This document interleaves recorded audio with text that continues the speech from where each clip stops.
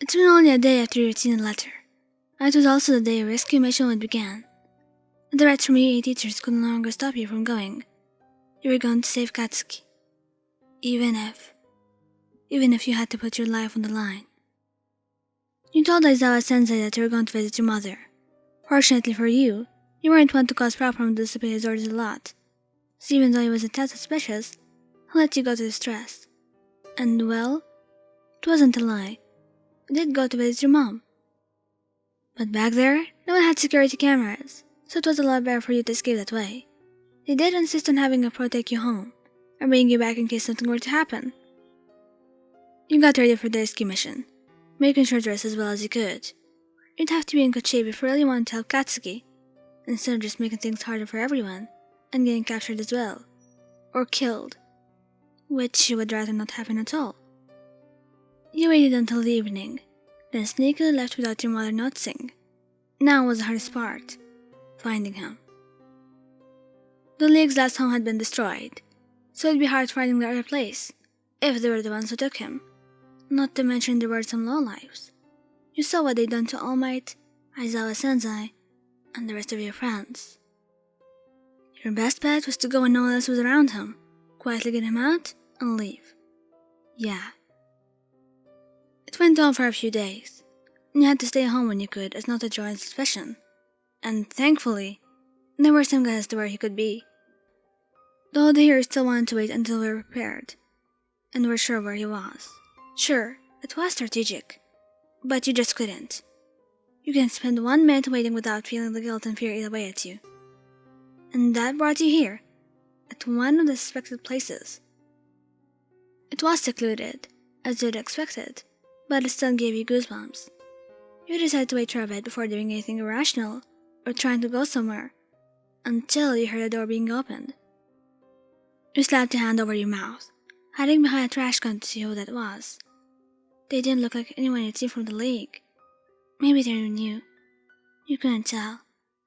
Someone followed them outside, and you could feel the tension in the air.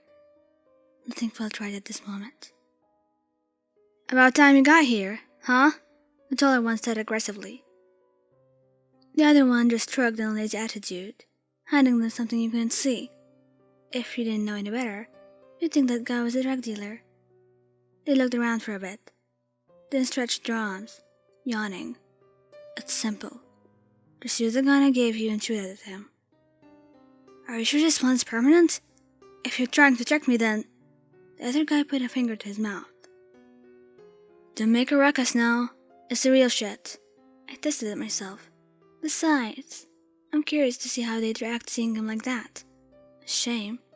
He was about to be a great hero too. They were talking about Katsuki. It had to be him. But what the hell were they doing? What were they talking about? Whatever it was something awful. Something... A chill ran down your spine as the possibilities flooded your mind, each one worse than the other. You had to do something, but whatever it was, you weren't sure if you could do it alone, or now at least. Maybe they would leave, or there could be a time where the most of them aren't there. You couldn't depend on your compatibilities. You had 2 quirks, but one of them was healing, so you couldn't use that with the villains. It was only requested that you could use. But you were at a disadvantage, for all you knew. They probably watch a sports festival, or at least have a vague idea about your quirks. On the other hand, you knew nothing about the villains. You didn't know how many there were inside, or what their quirks were, and what they could do. And even worse, you weren't sure what you were about to see. The more you waited, the worse it was about to get for Katsuki. And your healing abilities were limited. You couldn't go too far without hurting yourself. And if you were hurt, then... Damn it. You wanted to go in now, and you knew well enough that you could. But you weren't going to be a burden.